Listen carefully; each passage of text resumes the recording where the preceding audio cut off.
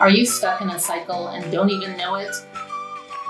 Today I'm talking with Trae Wilson. We'll find out all about cycles and how to break them. I'm Teresa Janzen. I'd love to keep in touch with you, so hit subscribe and leave a comment.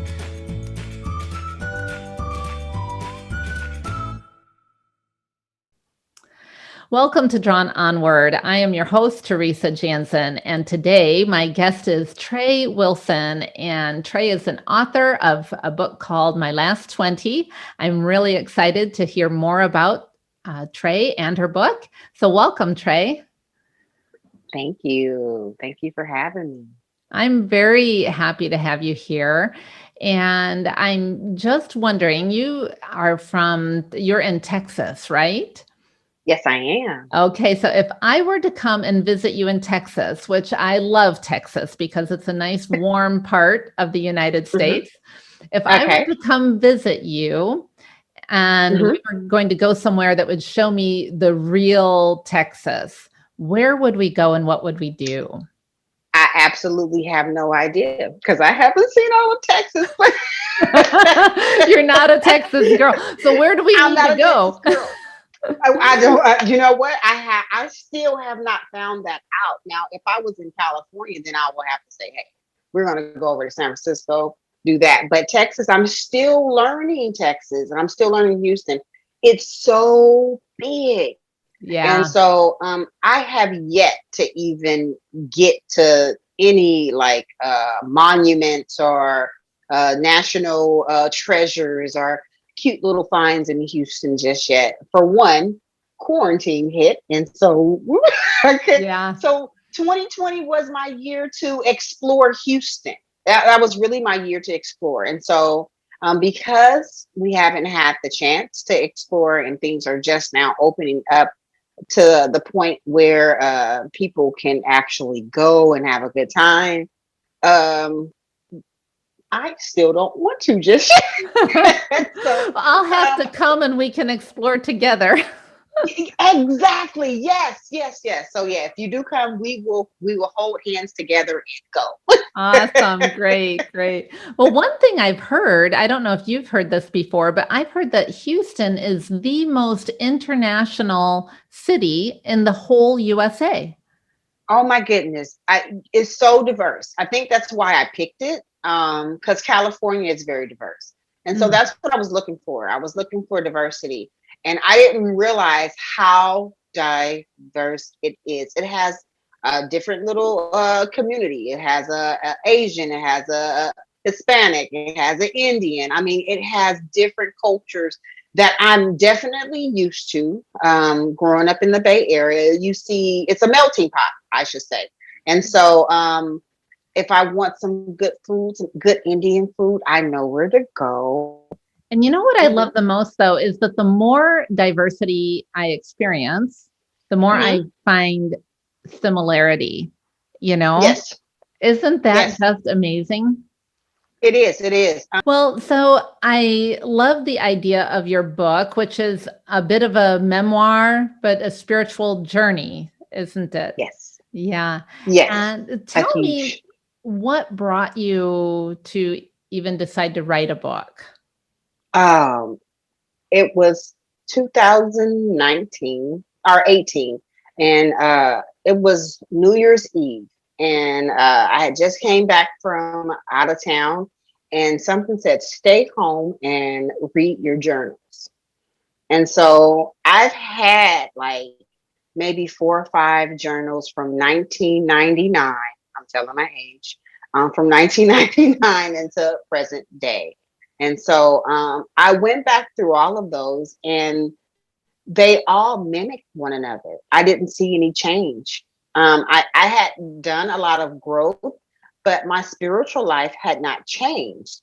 I was still praying the same prayer, and it began to repeat itself. And I'm like, what is going on?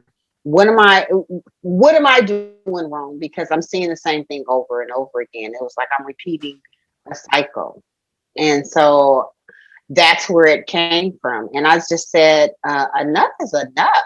And all the things that I had been going through, I would say after I'm fin after it, I finish going through it, I say, I'm gonna write a book. I'm gonna write a book. You know, every incident that happened in my life, this should go into a book. Like this should be a book. And I was very joking. I was very joking. I'm gonna write a book. And God said, I'm not joking with you. You're gonna write one. And the quarantine was for me, and I was able to write a book during quarantine, January. Um, I think January 2019, that's when I got the like idea. By February, it was in process. By August, it was published or getting ready to be published. And it was out by September. So there, that fast. That's amazing. I wonder how many books were written during quarantine. I haven't heard the numbers yet, but I bet it was a productive Hmm. time for a lot of writers. Yeah. And you know what? I'm not a writer. I don't like writing. I'm not. I never thought that I was the type of person that wrote, but I write. I have a journal. I write in my journal, and so I believe that everybody has a book in them. You just have to tap into that, and so your life experiences, things that you have gone through, is your way of telling your testimony and getting things through to other people, and so my lifestyle or my life circumstances, I kept hearing a lot of people with the same story. And I'm like, this is just awkward or what a coincidence. And it was just like, they need to know your story. You're not alone. And so I just did it. And a lot of people have come to me and said, thank you. I appreciate you for writing this. I didn't know that I was in a cycle. And so I'm just bringing it to the forefront and having it's time to have those difficult conversations that we never had before. And so that's another reason why I'm writing this book, because the only way that you're going to break cycles is if you talk about them. And that's a part of life, and that's how you grow. Um, I can relate to exactly what you had described about when you were sensing that cycle or noticing the cycle. I did almost exactly what you had said, in that, well, I've never been a faithful journal writer, but Hmm. oftentimes in January, I'll begin a journal and say, I'm going to do this, and it lasts for a little while. And I remember a few years ago, I had started a journal in January, and then it Hmm. fell by the wayside. And the next January rolls around, and I pull that same journal out, and I Hmm. go to January 1 and I read what I wrote. And I thought, wow, I could have written this today. It was, Hmm. and I had a prayer in there, and I could have prayed this today. And how could I be in that exact same place today as I was? And you're writing in the same journal too. Exactly. I know. Exactly. So one of the things that I really love when people share their story is that we don't know where it's going to connect with someone else. And Absolutely. yeah, who needs that little bit of hope? Because someone can look at you and the things that you've gone through, and they can say, wow, she made it. She's Yep. okay. Hmm. Maybe, and that person's right in the middle of it, and they don't even know if they're going to make it. And that's where I think that's where people just stop if they don't see anyone going through what they're going through or having that connection with someone. And you people need to hear the story. That's how you're going to build the kingdom. Yeah, that's how you're going to do it. And you can literally be saving someone's life by telling your story. And you didn't go through it for nothing. You went through it for a reason. And so now is your turn to tell whatever it is that you went through. And some people are just ashamed of what they've gone through and embarrassed. It's okay to be embarrassed. It's okay to feel ashamed. You are not alone. Somebody is going through the exact same thing that you're going through, and they're just as ashamed, they're just as embarrassed as you are. And so this is where you guys come together and you guys work it out. Now you make it sound easy, Trae, but I know that some of it's not so easy, is it? No, it's not. Oh my goodness. It was mentally I was tired. And that's what it all boiled down to. I was having anxiety attacks. And the only way that I was going to get my anxiety under control is if I spoke with someone. And so I reached out to my pastor. So that was my spiritual. And then I reached out to a therapist, and that's the professional. Not saying that the spiritual isn't professional, but I wanted to make sure I was grounded, rooted between both spiritual and my therapist. And oh my goodness, it worked out. And it was hard work. And I found out a lot of things about myself. I was always giving. I was always doing for others, until my pastor said, it's okay to do stuff for you. Because I thought I was selfish. I thought I was selfish because I was doing something for me. No, I'm causing anxiety because I'm doing everything for everybody else, and I'm not doing anything for me. And so God just said, you know what? You are too stretched. We're going to stop this right now. We're going to close. I'm going to cover you, and you're going to go through this thing by yourself. And I wasn't by myself. I was with him through the whole thing. It was so uncomfortable. When I say nobody, I couldn't reach anyone, and I would call, I would text. And it was like God said, I'm putting everyone on mute for you. I need to talk to you. I need to speak with you, and you need to talk to me. You need to spend time with me. And so I just began to spend time with God. And I just started to not leave everyone alone. It was his time. And so my relationship with Christ has definitely had its ups and downs. I will definitely say, born into the church, come from a Christian home. My father's a minister, so I'm a preacher's kid, and so I just didn't want to do church anymore. And so I had to find out the hard way when you want to do life without God. And so this is where my last 20 come in from, because I did 20 years the way I wanted to do the 20, and not the way God wanted me to do the 20. And so the book, here you go. I was going to ask that. So thanks for telling us what that meant. I think that's really interesting. While you were writing the book, did you come to a point at any time that was just really tough and that you really had to take a minute and get through it? I would tell my publisher, I'm writing. Every week I had to turn in something. And I'm like, I'm writing. I'm writing. I was not writing. I was not writing.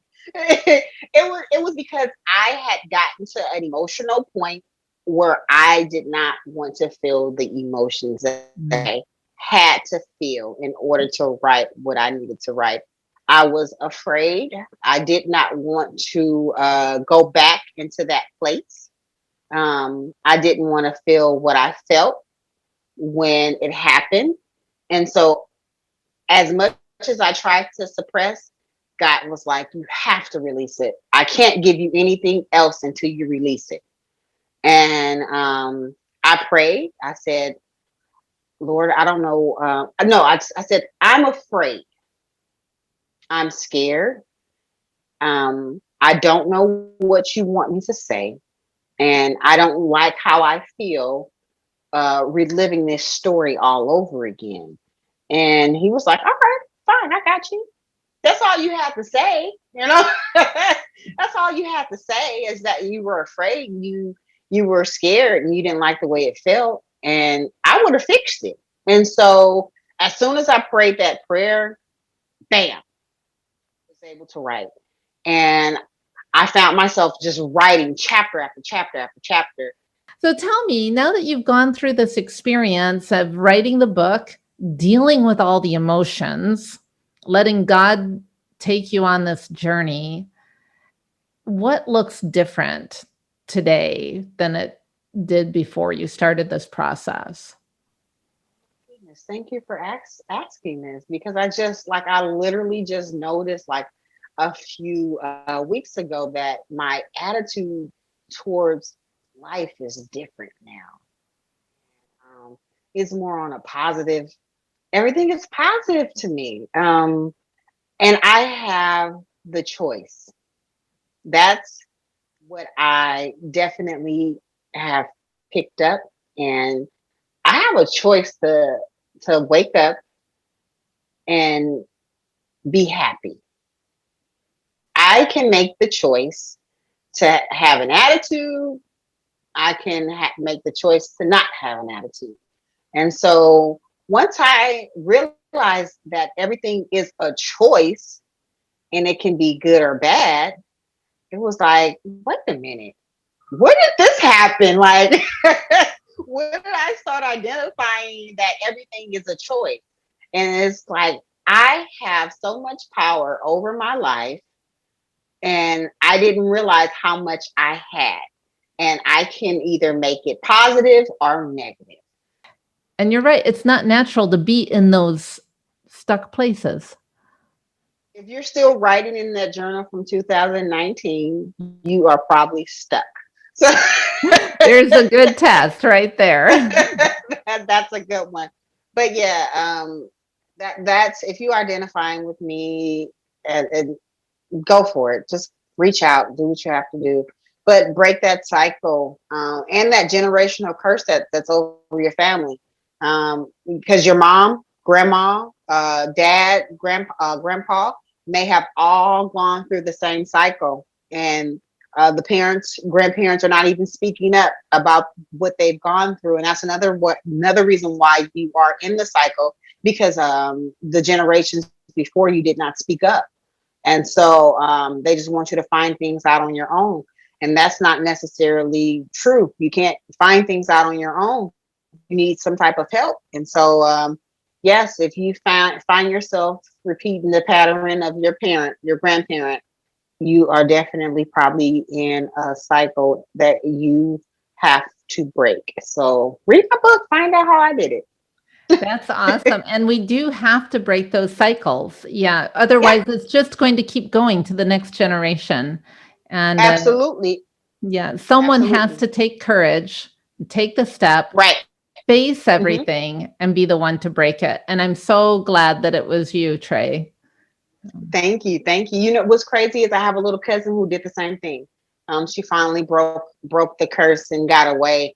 And she thought that she was wrong. And I'm like, no, love, you are absolutely right. He wants you to break away from your family and you have to do whatever it is that he wants you to do. And so you are not alone. She really thought that she was doing something wrong. And it's like, no, he wants you to do what he wants you to do. And that means breaking away from your family. You have to break away from your family. You have to be able to listen to God, but you also have the relationship with God in order for you to actually hear his voice. And so you got to give up something in order to get something from God. And sometimes you have to break away from those damaging relationships before they can be restored and healed. Exactly. And it can be a relationship with your mom, your dad, your grandma, your grandpa. If it's damaging, if it's toxic, it's okay to get away and come back. Especially when you are, the anxiety is very high and it's too much for you mentally. You have to go back, reevaluate your life and figure out what you are doing wrong and how you can fix it. And are you in a good space to even be around them? Because you can set yourself back if you're not. And I found myself in this same, I was about to take myself back to anxiety land. And God said, no, absolutely not. You have come too far to go back to where you came from. We're going to fix this problem and you're going to do it exactly the way I want you to do it. And so I still bump my head, even though I wrote my book, I still bump my head. And the good thing about it, he will correct you right then. And he will help you find a way to get back on track, because that's the type of God we have. Absolutely. He will get you right back on track. And it's like you didn't fall off the track. He meets you exactly where you left off and take you even further than what you could possibly imagine. So if you feeling stuck, all you have to do is say, God, can you please help me? He will hear you. The other side of it, he's created us as a people in fellowship. And even like you went and brought in your pastor, you brought in a therapist, and for that outside perspective. And he brings those people also into your life. And sometimes we don't have perspective when we're in the midst of it ourselves. And you have to have people that hold you accountable for everything that you do. Every aspect of your life, you need an accountability coach or somebody that will hold you accountable. And I think that's, we're afraid to have people that will hold us accountable because you think that they're placing judgment. So you have to sit down and pray, hey, Lord, send me someone that won't pass judgment on me, but will hold me accountable for my actions. You have to surround yourself with people who are like-minded like you are and who's headed in the same direction that you want to go in. You have to leave the old crowd alone. I'm sorry. So you can't, if you're definitely going to have a relationship with Christ, and there's people that's deterring you from having a relationship with Christ, and you know that there are, you're going to have to leave them alone until you're able to handle them. I don't know if people understand that. When you're able to handle them, you don't feel as if that when you go around them, you'll pick up the same behavior. No, you have to be able to go around them and say, no, I'm okay. I'm good. No, thank you. You know what I mean? And be firm on that. No, thank you. And then they probably won't invite you anymore. Or then they won't offer it to you anymore. And then they'll say, you know what? I can't do that around her because she is blah, blah, blah. She's different now and I respect her. And so I don't pass judgment on people who still do things that I used to do. They're not ready yet. And so when they're ready, they'll change. But I'm not going to pass judgment on you at all. But I liked what you talked about, being with people who are going where you want to be going, not with people who are going where you are going or where you have been. But the people who are going where you want to be going or where you know you need to be going. Exactly. And that's important. So if someone's resonating with what we've been talking about today and knows that they need to do something, what would you tell them is that first step that they should take? The first step is admitting that you have a problem. The first step is admitting, okay, I do have a problem. And then from there, reach out to somebody that may have gone through the same thing as you're going through. And that can be that cousin that you just have not talked to. It could be that person that you turn your nose up at, but they have been through the same thing that you've been through. And so you just want to ask, how did you get through? What did you do? And if they're not willing to talk, hit me up in my inbox, Trae Wilson. I will help you out. I will try my best. But yeah, you just have to connect with someone who has definitely been through been through whatever it is that you've been through. But also if you're definitely at church and are in the church, reach out to your pastor. You never know, your pastor may be going through the same thing that you're going through. They're human just like you. My favorite part of doing these interviews is finding out how much we are not alone. And so whoever's listening, you're not alone.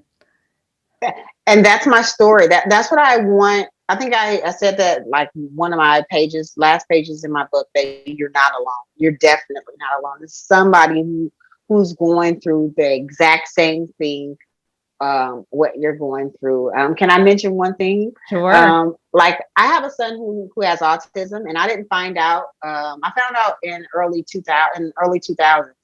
Well, it wasn't a lot of people talking about it, so it was like a secret society, and so no one knew what I was going through. No one knew how it was to parent until I found another parent that had a kid with autism that was in my son's classroom. We spoke on the phone for like 5 hours, finding out that we had so much stuff in common. I was not alone.